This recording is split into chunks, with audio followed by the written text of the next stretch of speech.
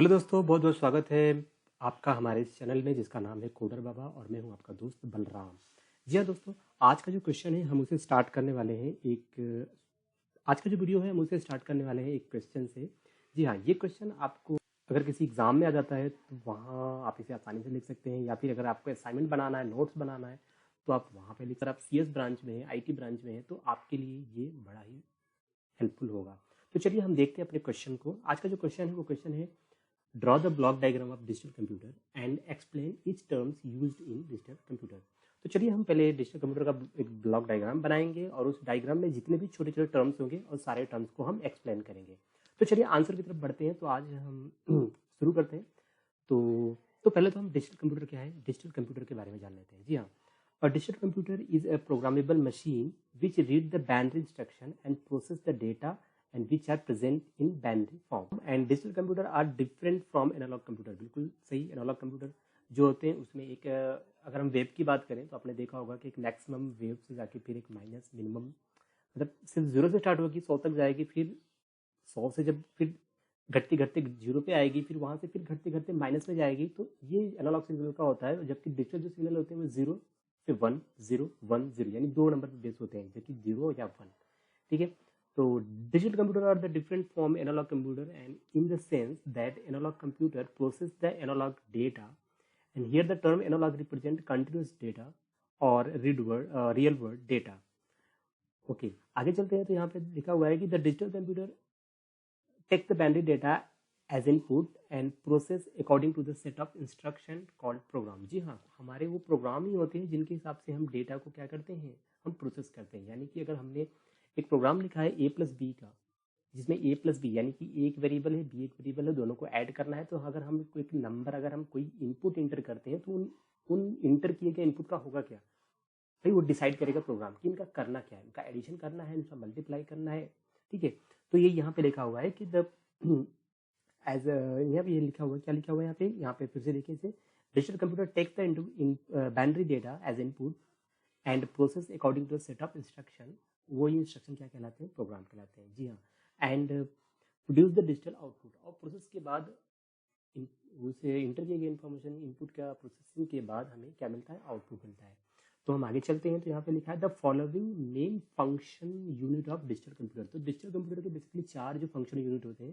पहला होता है CPU, दूसरा होता है memory, and third one is input output, and number 4th is axillary memory या एक्सटर्नल मेमोरी या सेकेंडरी मेमोरी भी हम इसे कह सकते हैं। तो चलिए आगे बढ़ते हैं नेक्स्ट टर्म की तरफ। ब्लॉक डायग्राम देख लेते हैं डिजिटल कंप्यूटर का। तो कि डिजिटल कंप्यूटर जो है उसका जो डायग्राम होगा वो किस तरह का होगा।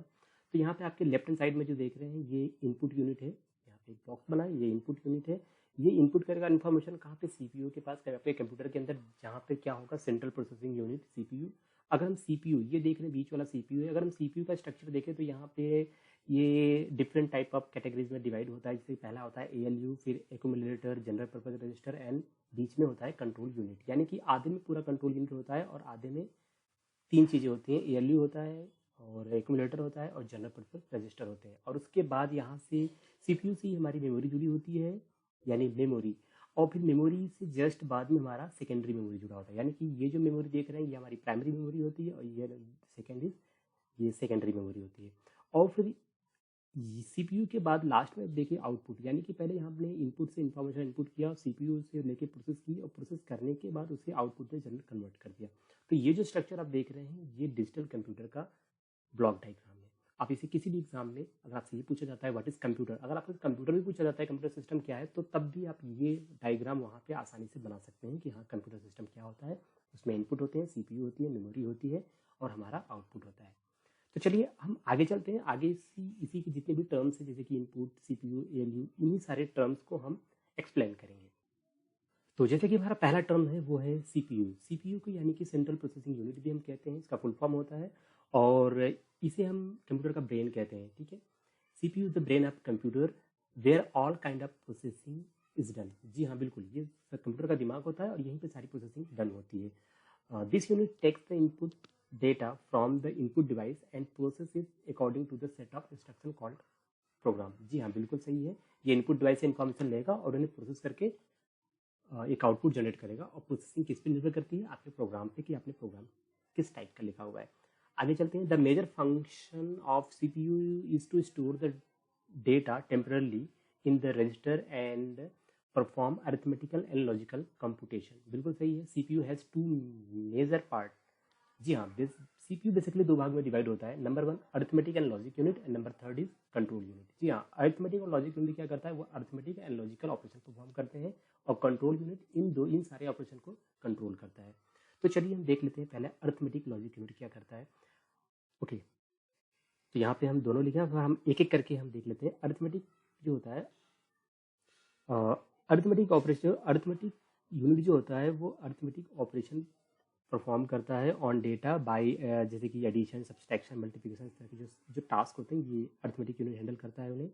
एंड लॉजिकल ऑपरेशन, जो आपका लॉजिकल यूनिट होता है वो क्या करता है, logical operation often known by the comparison by using and और नॉट एंड एक्सक्लूसिव और operation and which is done by the analysing and evaluating data bye matching it with a set of known data that are included in the program or called the function of function program or called the function of memory। Okay, तो ये जो logical unit होता है इसमें क्या होता है कि दो नंबर का कंपैरिजन जो होता है, जितने भी लॉजिकल तरह के ऑपरेशन होते हैं वो इसमें परफॉर्म किए जाते हैं, जहाँ पे आपको एंड गेट का यूज़ किया जाता है, और गेट का यूज़ किया जाता है और एक्सक्लूसिव और गेट का यूज़ किया जाता है। तो ये तो दो चीज़ें हो गई, अरिथमेटिक और लॉजिक। बिल्कुल इसके नाम को आप पकड़िए, जैसे कि arithmetic unit and logical unit, यानी अरिथमेटिक यूनिट में सारे प्लस, मल्टीप्लिकेशन, डिवीजन, ठीक है, सब्सट्रैक्शन, जितने भी ऑपरेशन होते हैं ये होते हैं। और लॉजिक यानी लॉजिक गेट, गेट सब समझ लीजिए कि जितने भी एडिशन, कंपैरिजन होते हैं, जितने भी एंड और नॉट, एक्सक्लूसिव और जितने भी इस तरह के ऑपरेशन होते हैं वो सारे इसमें परफॉर्म किए जाते हैं। अब हम चलते हैं सीपीयू के दूसरे पार्ट की तरफ जिसका नाम है कंट्रोल यूनिट। तो ये क्या करता है, control unit is a mainly used for generating the electronic control signal for the synchronization of various operation. बिल्कुल सही, जितने भी ऑपरेशन होते हैं उन्हें हम कैसे हैंडल करेंगे उन्हीं को ये मेंटेन करता है। तो अब हम चलते हैं अपने दूसरे सेगमेंट की तरफ। हमारा सेकंड टर्म है वो है मेमोरी। मेमोरी जैसे कि आप जानते हैं, मेमोरी हमें, हम डेटा रखते हैं, बिल्कुल सही है, जितने भी हमारी डेटा होते हैं मेमोरी में ही रखते हैं। मेमोरी क्या होता है, मेमोरी में हम जितने भी हमारे इन्फॉर्मेशन होते हैं, जितने भी हमारे डेटा होते हैं, चाहे वो आउटपुट हो चाहे वो इनपुट किया हुआ डेटा हो, तो सारी की सारी चीज़ें हम उसे मेमोरी में रखते हैं ताकि हमारे फ्यूचर में ही हमें काम आ सके। ठीक है, हम उन्हें सेव करके रख देते हैं, परमानेंटली सेव करके रख देते हैं ताकि वो हमें फ्यूचर में क्या आ सके, हमारे काम आ सके। तो यहाँ पर मेमोरी को दो भाग में डिवाइड किया गया है। पहली चीज़ प्राइमरी मेमोरी, जैसे कि आपका रैम और रोम, ये क्या प्राइमरी मेमोरी के अंतर्गत आते हैं। और जो सेकंड होता है, जैसे कि आपका हार्ड डिस्क हो गया, पेन ड्राइव हो गया, फ्लॉपी डिस्क हो गया, एक्सटर्नल हार्ड डिस्क हो गया, सीडी, डीवीडी, इस तरह की चीज़ें जो होती हैं वो सेकेंडरी डिवाइस में आती है, सेकेंडरी मेमोरी में आती है। ठीक है, तो हम देखते हैं प्राइमरी मेमोरी क्या होता है। देखिए, जैसे कि प्राइमरी मेमोरी जो होता है, primary memory is the fastest memory in digital computer system. बिल्कुल सही, क्योंकि प्राइमरी मेमोरी आपके सीपीयू से डायरेक्टली अटैच होता है, तो इसलिए क्या होता है, सीपीयू और प्राइमरी मेमोरी के बीच में जो डेटा का एक्सेसिंग होती है वो बहुत फास्टेस्ट होती है, तो इसलिए इसे हम एक फास्टेस्ट मेमोरी कह सकते हैं। This memory is primarily used to store the data and program temporarily during the execution of a program। बिल्कुल सही, जब भी आपका कोई प्रोग्राम रन करना है तो रन करने से पहले वो क्या करता है, अपनी कुछ फाइलें, अपनी कुछ डेटा को रैम में स्टोर करता है। ठीक है, और फिर क्या करता है, फिर वो एग्जीक्यूट करता है, रन करता है। तो इसलिए यहाँ पे इसे क्या करता है, इसीलिए क्या होता है, इसीलिए रैम जो होता है वो क्या होता है, सीपीयू और रैम के बीच में जो कनेक्शन होता है वो डायरेक्टली होता है, और इसके में क्या होता है कि डेटा की जो एक्सेसिंग होती है वो फास्ट होती है।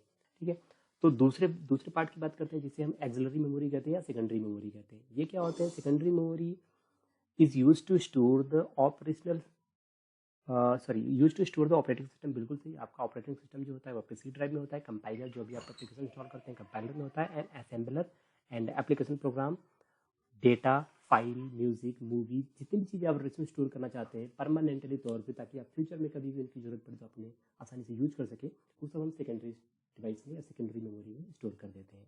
And the number third is input output devices. बिल्कुल सही, इनपुट डिवाइसेस क्या होती हैं, बहुत सिंपल सा डेफिनेशन है। इनपुट डिवाइसेस जो कंप्यूटर में इंफॉर्मेशन को इनपुट करती हैं वो इनपुट डिवाइसेस होती हैं। आउटपुट डिवाइसेस जिनसे हम आउटपुट निकालते हैं।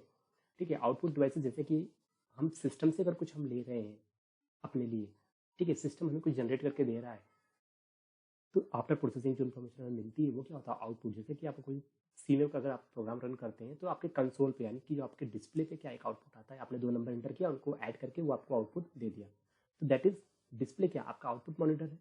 ठीक है, जो मॉनिटर है वो क्या है, एक आउटपुट डिवाइस है। ठीक है, तो हमें क्या मिला, वहाँ पे आउटपुट मिल गया। आप प्रिंटर से हार्ड कॉपी निकालते हो तो वो क्या है, वो भी एक तरह का आउटपुट है। ठीक है, तो आउटपुट से हम क्या रिजल्ट लेते हैं, ठीक है। ओके, तो हम देख लेते हैं इनपुट डिवाइसेस में यहाँ पे कुछ पॉइंट हैं। ये पॉइंट क्या है? Number 1, it accept instruction and data from the outside world. बिल्कुल सही। convert these instruction and data in computer readable form।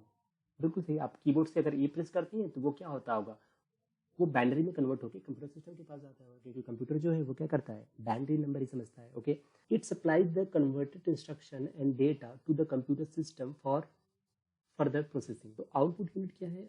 Output का सिंपली सा काम है, वो आपके आफ्टर द प्रोसेसिंग जो रिजल्ट हमें मिलता है वो आउटपुट होता है। और रिजल्ट हमें कहाँ से होता है? हमारे डिस्प्ले पे, मॉनिटर पे। तो मॉनिटर हमारा एक आउटपुट डिवाइस है और वहाँ पे हमें आउटपुट मिल जाता है। It is apply the information obtain from process data to the outside world. Okay, and the following function are performed by the output unit.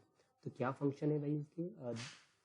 Accept the result produced by the computer and give to the outside world. And number second is it convert these code, it convert the result into human readable form. Okay, and it supply the converted result to outside world। I hope कि आपको हमारा आज का ये video पसंद आया हो। हमारे आज की ये जो हमने आपके जो क्वेश्चन प्रोवाइड किए हैं, ये क्वेश्चन आपके लिए फ़ायदेमंद हो। आपको अगर अच्छा लगे तो प्लीज़ हमारे इस वीडियो को लाइक कीजिएगा और सब्सक्राइब कीजिएगा।